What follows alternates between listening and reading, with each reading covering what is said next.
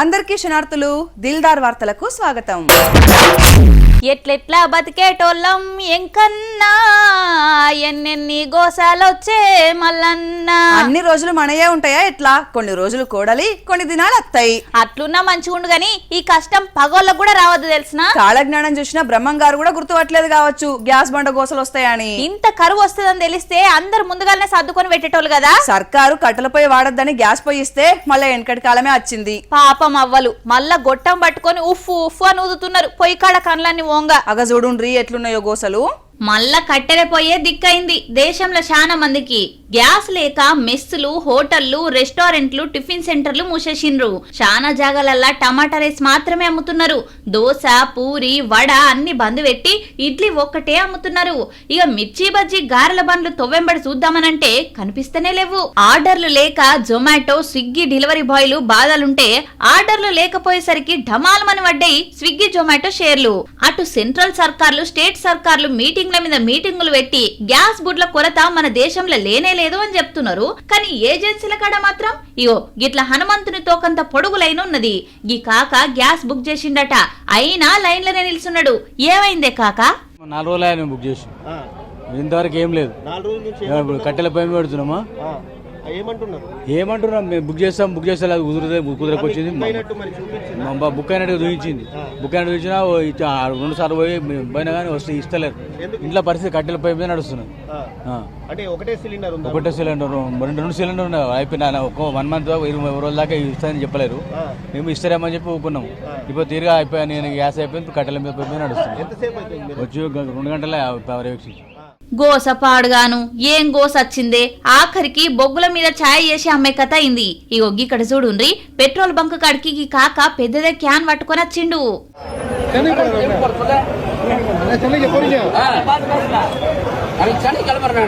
சென்னைக்கு எதுக்கு இவ்வளவு பெட்ரோல் போற வழி ஊத்தினே போவீங்களா?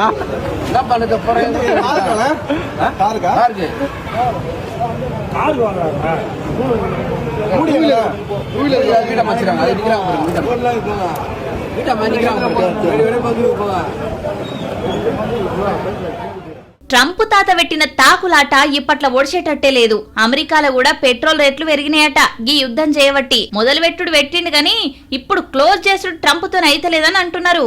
మొత్తానికి మనకు తిండి కోసం కొన్ని దినాల దాకా గీ తిప్పలు దప్పేటట్టే లేవు. పోన్రి సర్కారు ఎంత ఇగురంగా ఇల్లాలుకుంటొచ్చినా ఏం లాభం? ఎవలకు లాభం? ఇంకెవలకు? పబ్లికే లాభం. వాళ్ళ కిందున్నోళ్ళు పొక్కిలి వేసుకుంటూ వస్తున్నారు. ఇక సర్కార్కు మంచి పేరు ఏడరానిస్తారు. మరి సర్కార్ పనులు అమలు చేస్తది గాని ఒక్క ఆఫీసర్ ను పేరు పెట్టి చెప్పలేదు కదా. మరి ఇక ఎన్ని కోట్లు పెట్టి అభివృద్ధి చేస్తే ఏం లాభం? పబ్లిక్ కు అందవలసిన సేవలు చక్కగా అందనప్పుడు ఇప్పుడు ఈ ముసుగులో గుద్దులాట్లేందుకు? సర్కార్ కు చెడ్డ పేరు తెస్తున్న లెవెల్ రా. ప్రస్తుతానికైతే గీ డాక్టర్లు చూడు. మేము ఇక్కడ ఎమ్లవాడ హాస్పిటల్ వచ్చినాము, పెయిన్స్ వస్తున్నాయని.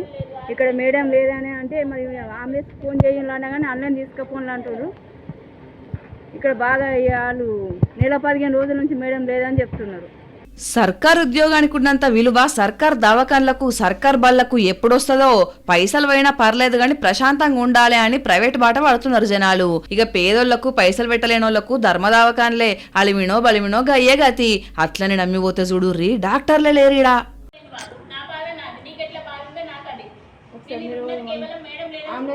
ఆయన అంటే మీ ఇంట్లో వేరే దానికి మాట్లాడాలంటే ఇంట్లో తీసుకో. ఆల్రెడీ అలా డీజిల్ లేదమ్మా, మధ్యలో అయిపోతే ఇంకా మాకు ఇష్యూ అవుతుంది, మాకు ఇబ్బంది. ఇప్పుడు బండి రెడీ ఉంది వేమనాడు, ఇక్కడ మీరు అడ్మిట్ చేసుకోండి కదా. రిఫర్ చిట్టి లేని ఇప్పుడు సిరిసిల్ల ఎట్లా అవుతారు? రిఫర్ చిట్టి లేని ఎట్లా అవుతారు సిరిసిల్లకి?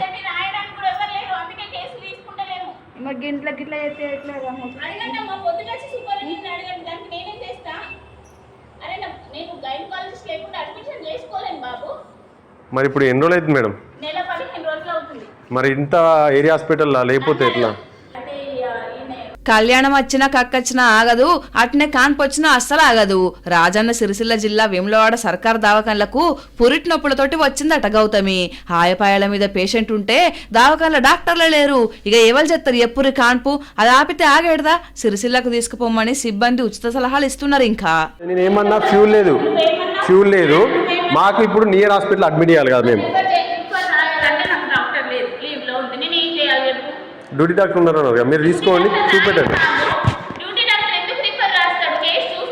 ఇప్పుడు ఒకటి వేరే వెహికల్ రావాలంటే రిఫర్ సిటీ కావాలి. ఇప్పుడు నేను వెళ్ళాలంటే ఇప్పుడు నియర్ బై నేను వేమనాడ్ హాస్పిటల్ సెలెక్ట్ చేసుకున్నాను. చెప్పండి సిస్టర్, వాళ్ళు వేమనాడ్ వెళ్తా అంటే సెలెక్ట్ చేసిన పేషెంట్ దించుకోండి. ఫ్యూల్ నెల రోజుల సంధి డాక్టర్ అందుబాటులోనే లేదట. ఇక ఈ దవాఖాన దేనికి మరి చూసుకొని మురిసేతందుక రికార్డుల రాసేతందుక అని బంధువులు 4 జోపిర్రు. ఎమ్మటే ఈ దవాఖాన సంగతి ఆ డాక్టర్ల సంగతి చూడాలి అని కోపం చేసిర్రు. కోట్లు పెట్టి దవాఖాన్లు పెట్టి లక్షలు జీతాలు ఇచ్చి పబ్లిక్ కు సేవ చేయమని చెప్తే వీళ్ళు చేసే పనులు గిట్లున్నాయి. ఇక సర్కార్ దవాఖాన్ల మీద పబ్లిక్ కు నమ్మకం ఉండాలి అంటే ఏడికెళ్ళత్త చెప్పురే అని అంటున్నారు ఈ వార్త చూసినోళ్ళు. కళ్యాణం వైభోగం ఆనందరాగాల శుభయోగం. మల్లెవల్దిరో మొన్ననే విజయ్ దేవరకొండ లగ్గం 4 రోజులు చేసుకునే, పుష్పరాజ్ తమ్ముడు వారం రోజులు చేసుకునే. ఇదంతా లగ్గాల సీజనేనాయే, పెళ్లిలకు కొదవనా? రోజుకో లగ్గం ఉన్నది. లగ్గం చూస్తేందుకేమో గాని భోజనాలకైతే పోదాంపా. తిండంటే బండి కడుతుంది. అరే అసలుకే గ్యాస్ కరువు, అదే పెళ్లికి పోతే మాట దక్కుతుంది, ఓ పూట గ్యాస్ మిగులుతుంది కదా. ఇప్పుడున్న పరిస్థితులకు పెళ్లికి వచ్చేటోళ్లకు టిఫిన్ డబ్బాలు పట్టుకొచ్చుకోమని చెప్పేటట్టున్నారు. అంతేనంటవా? మరి ఏం చేస్తారు, 100 మందికి వంటలంటే మామూలు ముచ్చట్నా? సరే ఇంతకు లగ్గమేవల్ది? కళ్యాణం ఇది కనివిని ఎరుగని కళ్యాణం. అవునా? ఏ చూపెట్టు. ఇగో వీళ్ళే పెండ్లి పిల్ల పెండ్లి కొడుకు గో వృషభ కళ్యాణ వేడుక అన్నట్టు. నాగర్ కర్నూల్ మున్సిపాలిటీ పరిధిలా అనంత గోశాల ట్రస్ట్ వాళ్ళు ఈ కళ్యాణోత్సవం ఘనంగా చేసిండ్రు.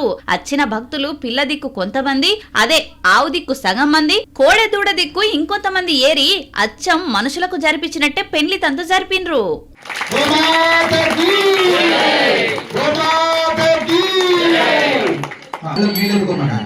రమణరావు గారు మేడం రండి.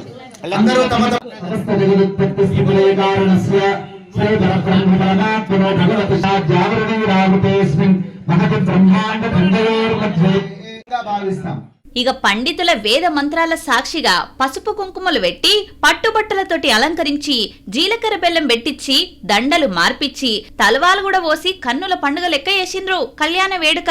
అటెన్క సత్యనారాయణ వ్రతం చేసి నెయ్యితోటి హోమం జరిపించి అచ్చమైన హిందూ సాంప్రదాయ పద్ధతిలో లగ్గం చేసి వచ్చిన అతిథులంతా నూతన వధూవరులకు నూతన వస్త్రాలు పెట్టి అక్షింతలేసి ఆశీర్వాదాలు తీసుకున్నారు. సర్పాదినాథహార వరద సర్వశంకర నమకంబుచే చెమకంబుచే నీనాని తాని మనుష్యంతి ప్రదక్షిణ అందరూ చేస్తే కష్టమైతుంది. ఒకరి తర్వాత ఒకరు చేయండి, ఒక్కరు చాలు.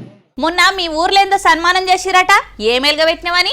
మొన్న నేను డాక్టర్ కోట్ తోటి రీల్ ఒకటి చేసిన, అది లేదా గారీలకే నీకు సన్మానం చేసిరా? అయితే అది రీల్ కాదు రీల్ అనుకున్నారా? మరి నువ్వు చెప్పలేదా నేను డాక్టర్ని కాదు యాక్టర్ని అని? పూలదండలు శాల్వాలు మా ఊరి డాక్టర్ అమ్మ మా బుజ్జమ్మ అని వాళ్ళు పొగుడుతుంటే నిజంగా డాక్టర్ లెక్క కలరింగ్ ఇచ్చినావు. నిజం నిప్పు లాంటిదిరా, ఎక్కువసేపు దాగదు, తగలబడిపోద్ది, జాగ్రత్త. అప్పుడు నాదేం తప్పులేదు, నన్ను చెప్పనీయలేదు మీరే అని అంట. ఎట్లుంది ఐడియా? ఏడ్చి ముఖం కడుక్కున్నట్టే ఉన్నది గాని గీ ముచ్చటీను. అబ్బా సన్మానం చూస్తుంటే ఏందో పెద్ద ఘనకార్యమే సాధించినట్టే ఉన్నాడు అని అనుకుంటున్నారా? అవును, మరి సివిల్స్ లా ర్యాంకు కొట్టుడంటే మామూలు ముచ్చట్నా?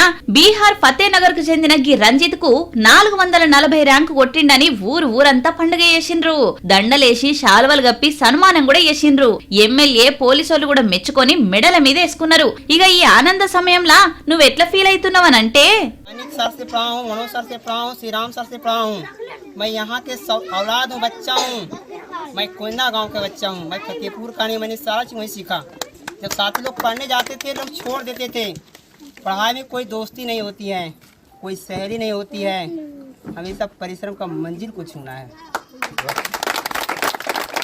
दोस्ती करना है तो अपनी किताब से करो, लड़की को पटाना तो किताब को पटा लो, तुम्हारे वही मंजिल छूटेगा।